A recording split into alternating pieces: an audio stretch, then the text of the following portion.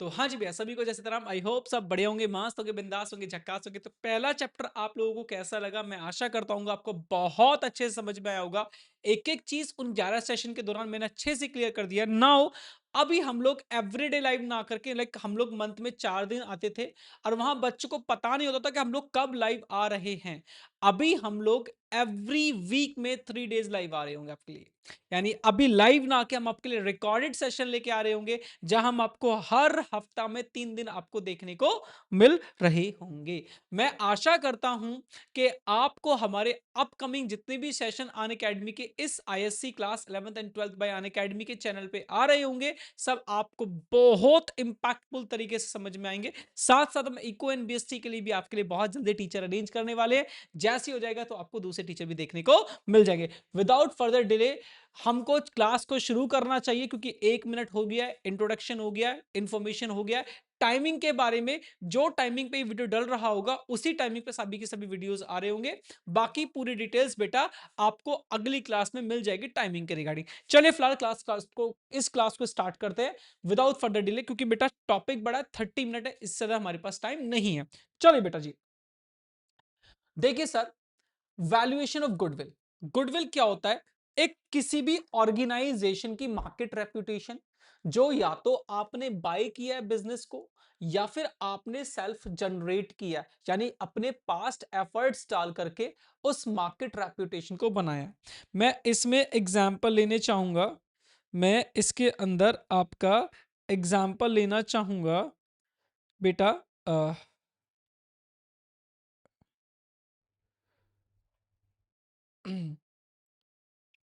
मैं इसमें आपका एग्जाम्पल लेना चाहूंगा बच्चा जी, पेज ऐड कर लेते हैं।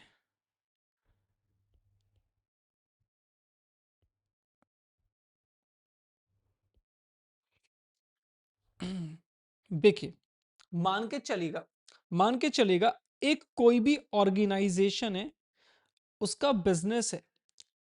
अब बिजनेस ग्रो होगा तो डेफिनेटली उसकी मार्केट रेप्यूटेशन के कारण होगा। जब मार्केट रेप्यूटेशन बढ़ता है ना सर, तो आपका प्रॉफिट ऑटोमेटिकली इंक्रीज होता है। जो प्रॉफिट है वो ऑलरेडी आपका इंक्रीज होना चालू हो जाता है।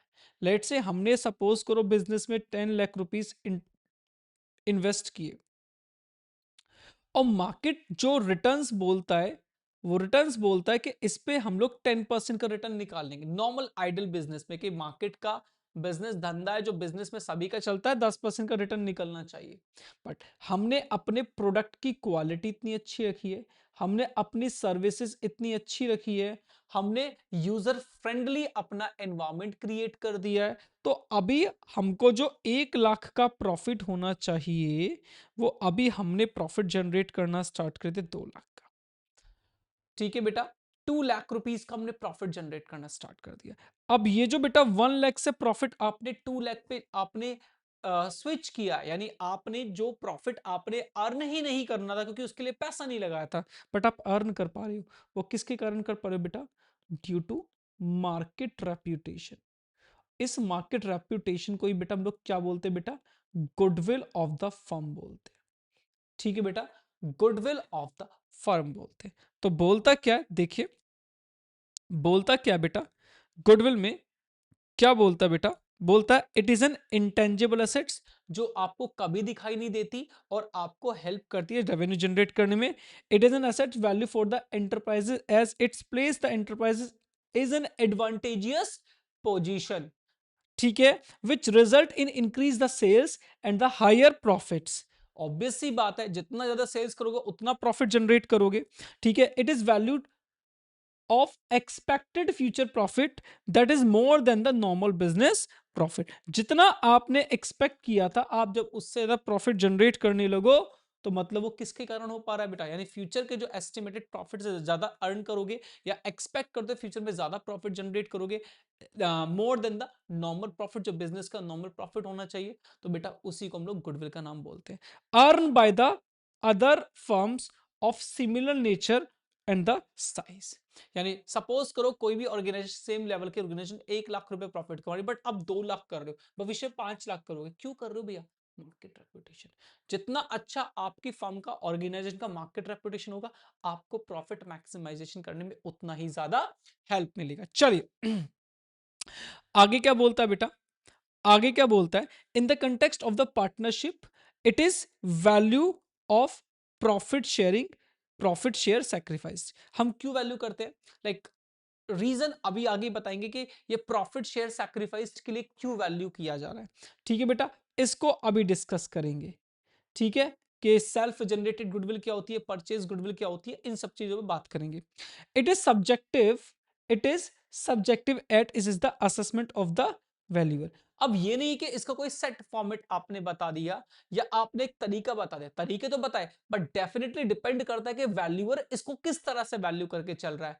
वो सुपर प्रॉफिट मेथड यूज करेगा, कैपिटलाइजेशन यूज करेगा, एवरेज प्रॉफिट में सिंपल एवरेज प्रॉफिट यूज करेगा, आपका वेटेड एवरेज प्रॉफिट यूज करेगा, एक डिस्काउंटेड मेथड भी होता है जो कि आपके सिलेबस का पार्ट नहीं है, एक होता है डिस्काउंटेड मेथड जो कि आपके सिलेबस का बच्चा पार्ट नहीं है। ठीक है बेटा जी, अब एसेट्स कितने टाइप का होता है सर ये बता दीजिए। सर हमको पता है फिक्स एसेट्स होता है, एक टेंजिबल होता है, एक इंटेंजिबल होता है। सर हमने क्लास 11 में बहुत अच्छे से पढ़ा है सर, आपको एक्सप्लेन करने की जरूरत नहीं है। बेटा देखो बहुत सारे ऐसे बच्चे हैं जो क्लास 11 में अच्छे से नहीं पढ़े हैं, बट मेरी रिस्पॉन्सिबिलिटी है कि सबको सब चीज बताई जाए। जिस भी एसेट का फिजिकल एग्जिस्टेंस होता है बेटा उसको हम टेंजिबल एसेट्स बोलते हैं। जिनका फिजिकल एग्जिस्टेंस नहीं होता बट आपको हेल्प करते प्रॉफिट जनरेट करने में, उनको बेटा हम लोग इंटेंजिबल एसेट्स का नाम दे देते हैं। आगे क्या बोलता है, इसमें ये समझने वाली बात है कि अब हमने ये तो समझ लिया कि इंटेंजिबल एसेट्स होती हैं, मार्केट रेपुटेशन को बोलते हैं। ठीक है, ये सब जितनी भी एसेट्स है इनको वैल्यू करने के लिए इंटेंजिबल एसेट्स बोलते हैं।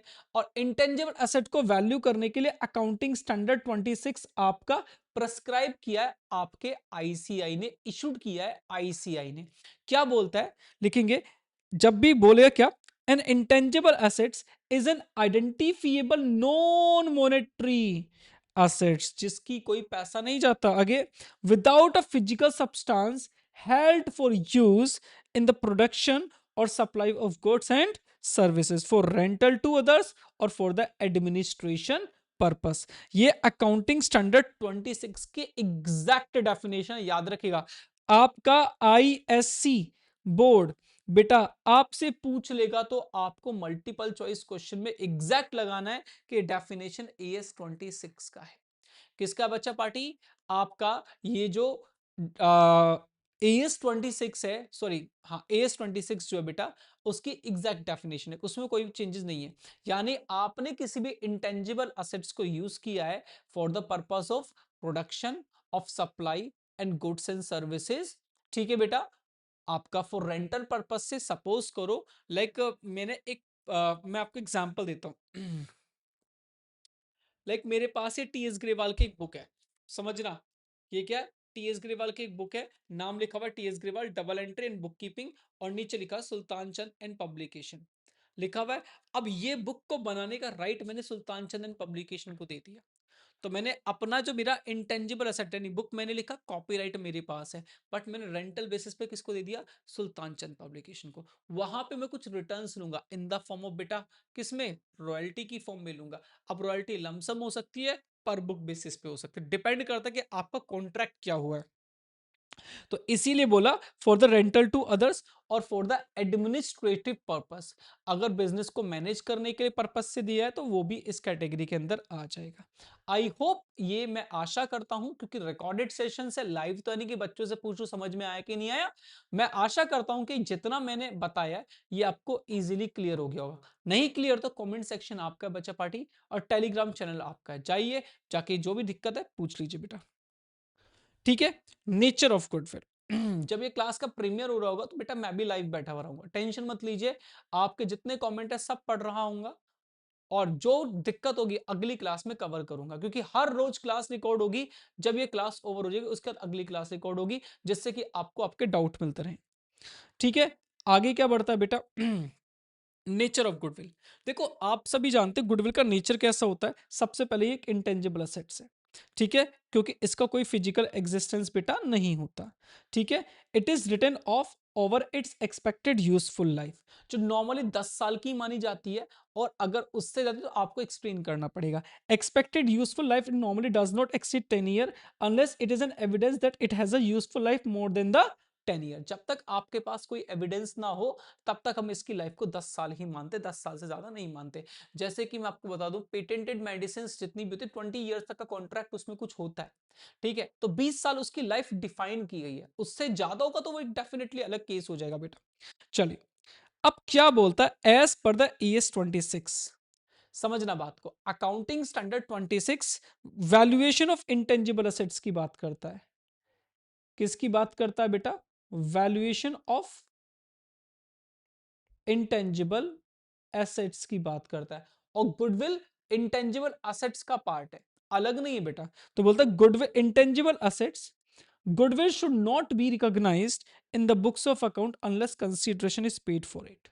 एक बात ध्यान रखना, अकाउंटिंग एक सिंपल लैंग्वेज में बोलता है those transaction which measured in terms of money and money worth good, it should be recorded, ठीक है, in the books of accounts। But जो transaction money and money worth की फॉर्म में record ना हो या मेजर्ड ना हो, it can't be record in the books of accounts. ठीक है, हम उनको रिकॉर्ड बेटा नहीं कर सकते। तो उसी से मनी कंसीडरेशन वाली बात आई। जब आपने सपोज करो, मैं कहता हूं कि अभी अन अकेडमी, समझना, अन अकेडमी ने अपना प्रोडक्ट क्वालिटी अच्छा रखा, अपने एफर्ट्स डाले, तो इसका मार्केट रेपुटेशन बिल्ड कर लिया। ठीक है, एक समय पे ये कंपनी 30,000 करोड़ की भी थी। ठीक है, एक आज इसकी वैल्यूएशन ऑलमोस्ट 2,500 करोड़ है। ठीक, अब जब इस कंपनी में पैसा डाला गया होगा, वो 2,500 करोड़ नहीं डाला गया होगा, याद रखिएगा, 2,500 करोड़ से कम ही पैसा डाला गया होगा। बट हमको हायर वैल्यू मिल रहा है क्योंकि इसका मार्केट वैल्यू बहुत बड़ा है, लोग इसको जानते हैं। समझ रहे बेटा? चलिए, therefore self generated goodwill, इसी चीज के ऊपर आगे बेटा, self generated goodwill is not recognised in the books of account but purchase goodwill is recognised, क्योंकि बेटा कंसिडरेशन पे किया गया है। अब इसमें क्वेश्चन तुम्हारे दिमाग में आएगा कि सर हम कब उसको परचेज जनरेटेड गुडविल बोलेंगे और कब बेटा वो सेल्फ जनरेटेड गुडविल होगा। परचेज गुडविल कब आ सकता है? आप एक चीज सोचो ना, अगर आप किसी का बिजनेस ही एक्वायर्ड कर लो, तो आप उसका बिजनेस खरीदते समय बेटा पैसा भी साथ साथ देते हो उसको। क्या देते हो बेटा? पैसा भी उसको साथ साथ ही देते हो। मेरी बात समझ रहे हो? लाइक किसी की कीमत 10 रुपए, तो आप 10 रुपए आपसे नहीं लेगा, क्या 15 दे, 15 देगा तो मैं इसको कंसिडर करूंगा, अदरवाइज मैं कंसिडर नहीं करूंगा। इस बिजनेस को बनाने में मैंने 10 साल लगाए हैं, और आज तू आए और मुझसे भैया पैसा बोले कि सर आप मुझसे इतना पैसा ले लो और आप ना एक काम करिए, ये बिजनेस मुझे दे दीजिए। कोई इतना सीधा आपको दिखता है कि आपको 10 का बिजनेस 10 में दे देगा, अनटिल अनलेस उसके बिजनेस में ह्यूज लॉसेस नहीं हो रहे हो या उसका कोई इंटरेस्ट ना हो। ठीक है, तो उस कंडीशन में जीरो गुडविल पे आपको बेटा बिजनेस सेल आउट होगा। बट अगर किसी बिजनेस अच्छा कर रहा है और वो उस बिजनेस को कंटिन्यू करने में से कोई दिक्कत नहीं है, तो आपको फ्री में बिल्कुल भी किसी कीमत पे नहीं देगा। फिर क्या करेगा सर? फिर क्या करेगा सर? एक्स्ट्रा वैल्यू तो जरूर आपसे लेगा। ठीक है बेटा, इसीलिए बोला गया कि गुडविल को हम तभी रिकॉग्नाइज करेंगे बुक्स ऑफ अकाउंट में, क्योंकि जब आप उसके लिए पैसा देते हो। बट अगर आप उसके लिए पैसा ना दो, तो बेटा आप उसे बुक्स ऑफ अकाउंट्स में रिकॉर्ड नहीं करेंगे। बेटा मेरी बात समझ में आई? आई होप, मैं आशा भी करता हूं कि आप सभी को ये पॉइंट में कोई दिक्कत वाली बात नहीं हुआ होगा, अच्छे से क्लियर बेटा हो गया होगा।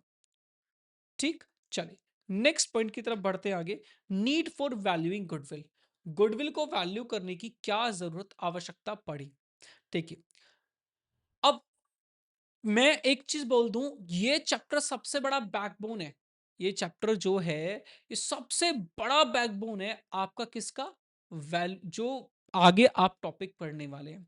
ये जितने 6 टॉपिक आपके लिखे हुए हैं बेटा, ये टॉपिक में आपको इसको पढ़ना पड़ेगा। ठीक है, गुडविल कब वैल्यू होता है? जब आपका री कॉन्स्टिट्यूशन कब होता है बेटा?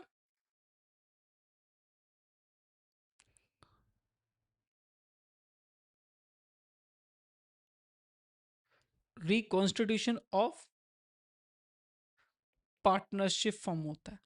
यानी एनी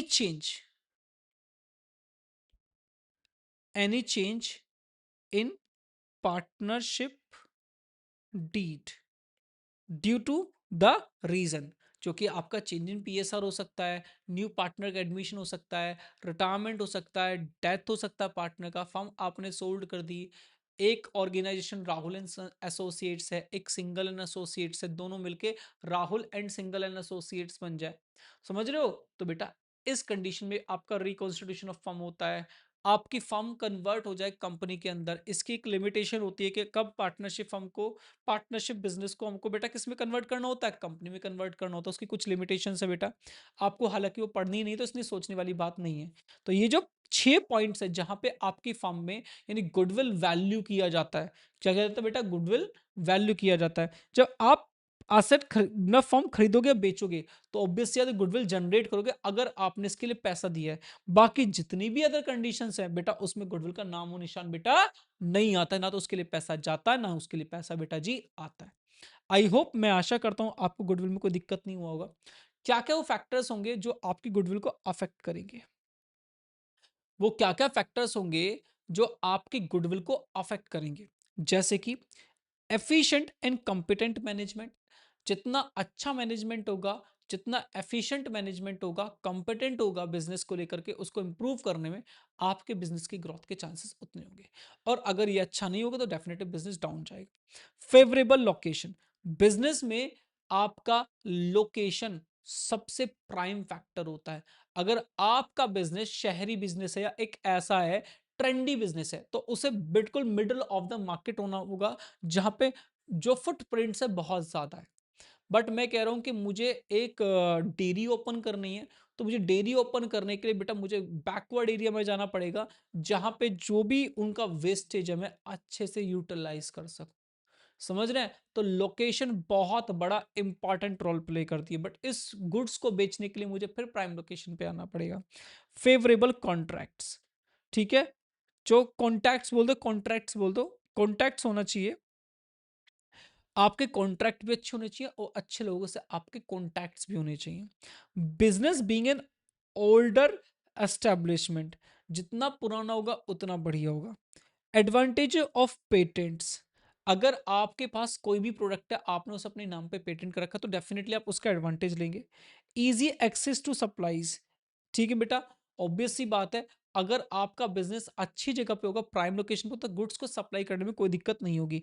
क्वालिटी प्रोडक्ट, सबसे इंपॉर्टेंट है क्वालिटी प्रोडक्ट। जितना अच्छा प्रोडक्ट बना के बेचोगे, चाहे वो किसी भी चीज के रिगार्डिंग हो, जितना सामने वाले के लिए कन्वीनियंट होगा, इजी टू यूज होगा बेटा, वो उसको पसंद करेगा और डेफिनेटली उसका रिपीटेड कस्टमर बनेगा, यानी repeat repeat repeat repeat repeat, क्योंकि customer retention is the biggest task in every business. Retention ratio होना बहुत जरूरी है कि एक बार अगर कस्टमर आया, कस्टमर आने से रेवेन्यू होता है, बट रिपीटेशन से रेवेन्यू 2 टाइम्स 3 टाइम्स बढ़ जाता है। ठीक है, मार्केट सिचुएशन, क्या बेटा, मार्केट सिचुएशन, मार्केट सिचुएशन क्या चीज होती है भाई, आपको जैसे अभी का समय चल रहा है, अभी पैंडेमिक निकला है, अभी वॉर का टाइम चल रहा है, अब जो पेट्रोलियम बिजनेस है उनको पता है पेट्रोलियम में कितना नुकसान, जो इंपोर्ट एक्सपोर्ट में उनको पता है उनको कितना नुकसान कितना फायदा है। जैसे गोल्ड के लिए अब मोदी जी आके बोल रहे कि गोल्ड कम से कम खरीदो, तो ये जो मार्केट सिचुएशन जनरेट हुई है, सिनेरियो जो जनरेट हुआ, इसने मार्केट सिचुएशन को डाउन कर दिया। ठीक है, बट अगर मार्केट की सिचुएशन जो है, या फिर मैं बोलूं मार्केट सिचुएशन बहुत अच्छा, तो डेफिनेटली बिजनेस ग्रोथ करेगा, तो डेफिनेटली बेटा आपका बिजनेस भी अच्छा होगा। दूसरा एग्जांपल लेते हैं प्रॉपर्टी का होना। बेसिकली मार्केट सिचुएशन बेटा प्रॉपर्टी को रिलेटेड भी हो सकता है कि भैया आपका जो मार्केट में सिचुएशन, प्लेस को लेके बात कर लिया, सिचुएशन में बात कर लेके लोगों की आजकल जो मार्केट में चल के आ रहा है उसकी बात होगी। Risk associated with business, obvious सी बात है जब बिजनेस करोगे तो गेन भी होंगे लॉसेस भी होंगे। पास्ट परफॉर्मेंस, ये बहुत इंपॉर्टेंट है कि आपका बिजनेस लास्ट ईयर्स में कितना अच्छा परफॉर्म किया।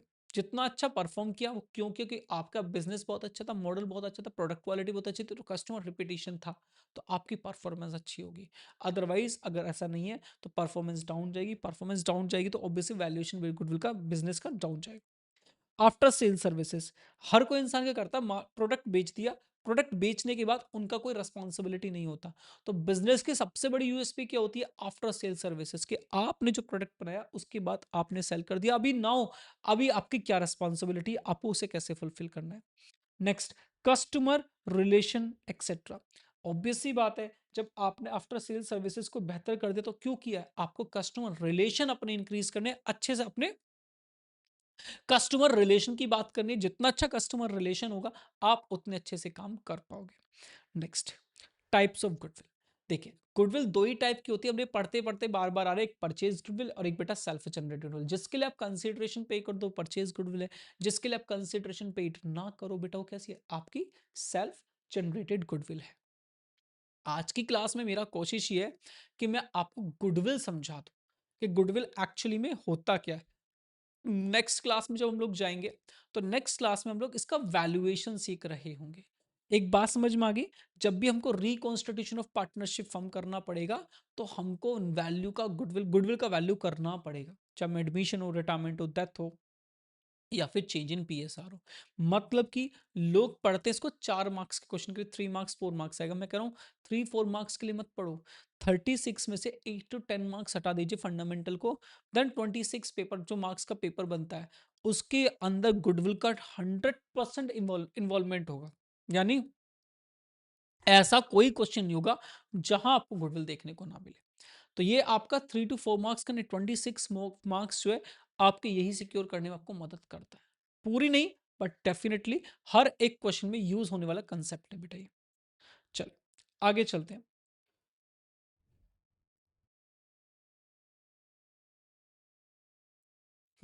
अभी क्या बोलता है आपका परचेज गुडविल क्या होता है और सेल्फ जनरेटेड गुडविल क्या होता है? आपका परचेज गुडविल क्या है एंड सेल्फ जनरेटेड गुडविल क्या है? परचेज गुडविल वो है, it is the goodwill purchase for consideration that is paid in cash और चेक और इन काइंड, जिसके लिए आपने पेमेंट कैश में किया है, इन काइंड्स किया है, चेक के थ्रू किया है। बट ये क्या है? It is a goodwill which is not purchase by the firm for the consideration but is earn by the efforts of the management in the past. ठीक है, जो आपने मैनेजमेंट ने पास्ट में अपने एफर्ट्स डाले उससे जनरेट होती है।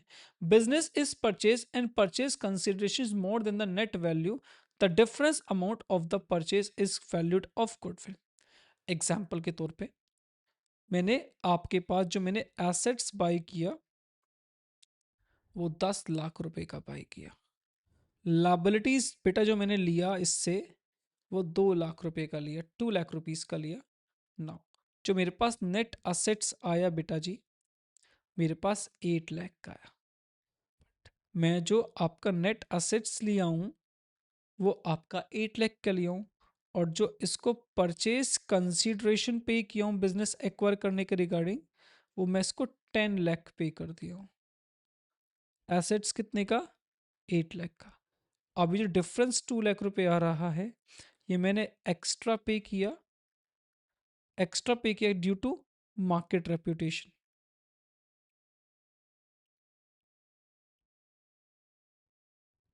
इसीलिए बेटा 2 लाख रुपए क्या होगी बेटा? गुडविल ऑफ द फर्म होगी। क्या होगी sir? Goodwill of the firm होगी। ये तो आसान तरीका है इसको वैल्यू करने का। अभी आगे जब जाएंगे तो हम डेफिनेटली इसके फॉर्मूलेस पे फोकस करेंगे, बट कहीं ना कहीं अभी हमको समझना पड़ेगा what is the self generated goodwill. क्या बोलता बेटा? It is it is an intangible assets, या आपका sorry, it is an initially generated goodwill या इंटरनली, क्या बेटा? इंटरनली आपका जनरेटेड गुडविल है which arises from the number of factor, जिसके बहुत सारे कारण जनरेट होती है। आपके बिजनेस का फेवरेबल लोकेशन होना, एफिशिएंट मैनेजमेंट होना, आपका प्रोडक्ट अच्छा होना, एक्सेट्रा एक्सेट्रा एक्सेट्रा। ठीक है, higher than the normal profit, यानी जो आप पैसा कमा रहे हो ड्यू टू विच आपका प्रॉफिट जो है आपका नॉर्मल प्रॉफिट, जो आपने एक्सपेक्टेड यानी जो आपने प्रॉफिट एस्टिमेट किया था आप उससे ज्यादा कमा रहे हो। ठीक है, that running business possess due to which it is able to earn higher profit. तो बेटा वो क्यों होता है? उसी के कारण बेटा हम लोग सेल्फ जनरेटेड गुडविल जनरेट करते हैं एट एवरी टाइम जब भी आप रिकॉन्स्टिट्यूशन ऑफ बेटा फर्म कर रहे होंगे। अब रिकॉन्स्टिट्यूशन ऑफ फर्म का मतलब क्या है बेटा? ये सारे वो रीजन जिसके कारण बेटा फर्म वैल्यू किया जाता है।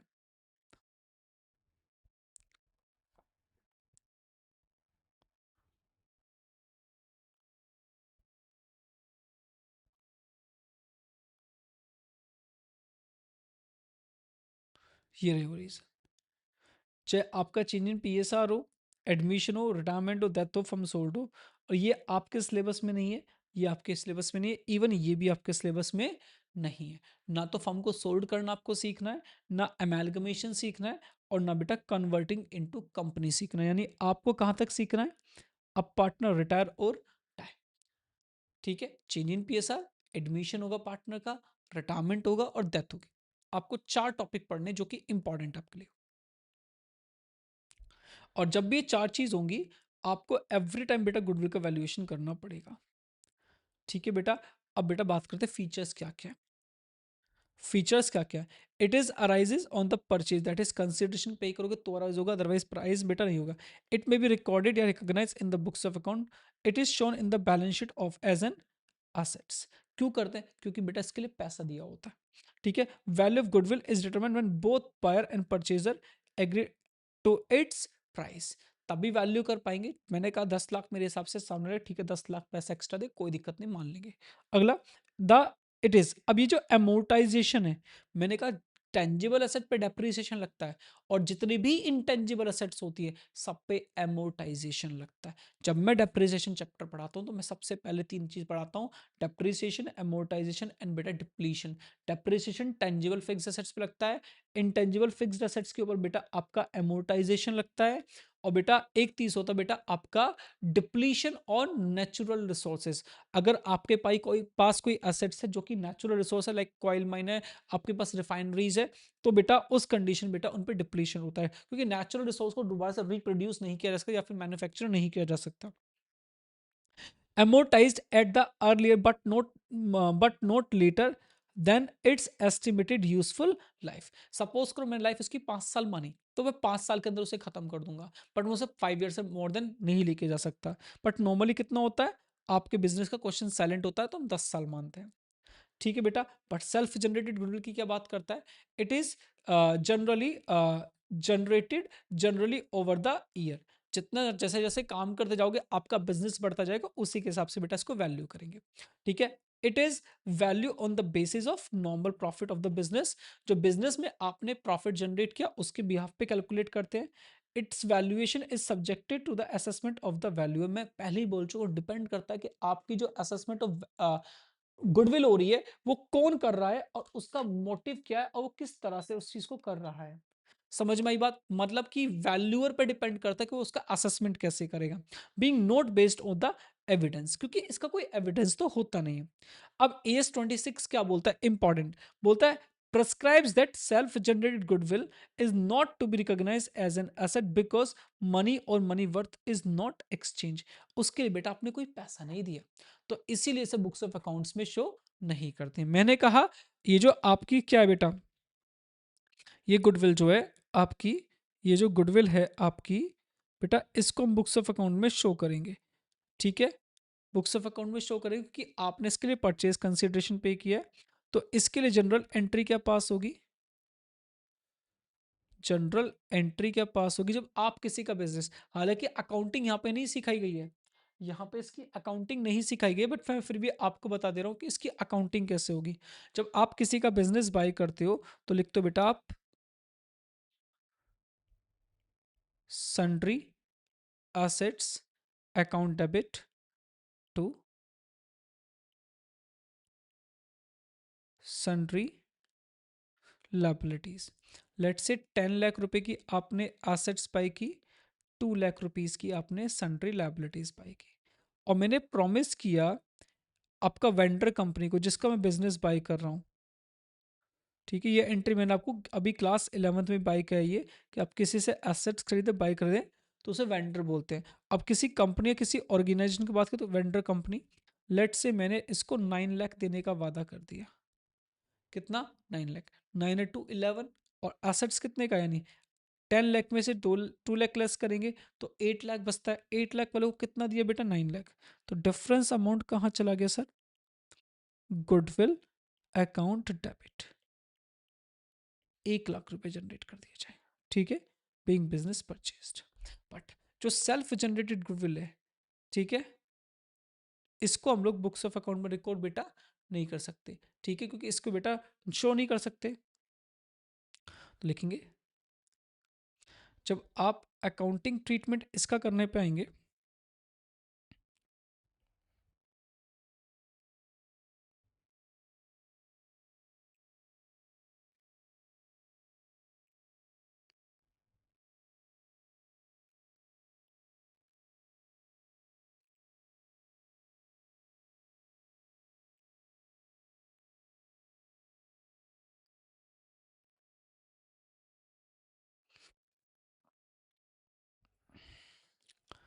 ओके। नाउ अब सेल्फ जनरेटेड की बात कर लेते हैं। अब इसको क्या होगा, जो सेल्फ जनरेटेड गुडविल है, जब मैं इसके अकाउंटिंग ट्रीटमेंट की बात करूंगा, जब मैं इसके अकाउंटिंग ट्रीटमेंट की बात करूंगा, तो मैं सिंपल कुछ नहीं करूंगा, ठीक है। हमने एक बात कही थी शुरुआत में ही, ये क्या कहा था? It in the context of the partnership it is value of profit share sacrificed, ठीक है बेटा। यानी जो आपका सेक्रीफाइस करेगा चेंज इन पार्टनरशिप डीड के अंदर या रिकॉन्स्टिट्यूशन ऑफ फर्म में, उनको गेनिंग सेक्रीफाइस के रेशियो में डिस्ट्रीब्यूट कर दिया जाएगा। It will be adjusted through partners capital और करंट अकाउंट इन sacrificing और gaining ratio at reconstitution of firm, at reconstitution of firm के रिकॉन्स्टिट्यूशन बेटा हम इसको क्या करेंगे बेटा? इसको हम क्या करेंगे बेटा जी? आपका एडजस्ट करेंगे। कैसे करेंगे बेटा? एंट्री के पास करेंगे, जो पार्टनर गेन कर रहा होगा, gaining partners capital current account को डेबिट कर देंगे, और जो सैक्रिफाइस कर रहा होगा, सैक्रिफाइसिंग पार्टनर्स कैपिटल और करंट अकाउंट को बेटा क्या कर दिया जाएगा? आपका क्रेडिट कर दिया जाएगा। बस इतना ही अकाउंटिंग ट्रीटमेंट है, जो आपको चेंज इन पीएसआर में भी देखने को मिलेगा, आपको एडमिशन में देखने को मिलेगा, रिटायरमेंट में देखने को मिलेगा, इवन डेथ के अंदर भी देखने को मिल जाएगा, ठीक है। मेथड कौन कौन से बेटा? बेटा एक तो एवरेज प्रॉफिट मेथड होता है, जिसमें एक सिंपल एवरेज प्रॉफिट मेथड होता है, एक वेटेड एवरेज प्रॉफिट मेथड होता है। देन एक होता है सुपर प्रॉफिट मेथड, और एक होता है कैपिटलाइजेशन मेथड। इसमें दो पॉइंट हैं, on the basis of average profit, on the basis of super profit. मतलब अगर जब तक आपको ये नहीं आएगा, आप सुपर प्रॉफिट सॉल्व नहीं कर सकते, और जब तक आपको ये दोनों नहीं आएंगे, आप कैपिटलाइजेशन को सॉल्व नहीं कर सकते। यानी पूरी एक चेन है, chain break, concept break, concept break, answer नहीं आएगा। आई होप, मैं आशा करता हूं कि 33 मिनट की क्लास में आपको वैल्यूएशन ऑफ गुडविल बहुत अच्छे से क्लियर हो गया होगा। बाकी बात रहती है बेटा इनके न्यूमेरिकल से रिलेटेड, कॉन्सेप्ट से रिलेटेड, तो नेक्स्ट क्लास में बात करते हैं। बहुत बहुत धन्यवाद। आशा करता हूं कि अच्छे से क्लियर कर पा रहा हूं आपको ये सब चीजें। तो मिलता है अगली क्लास में, तब तक के लिए सीखते रहिए, जीतते रहिए, आगे बढ़ते रहिए। जैसी तरह बाय बच्चों।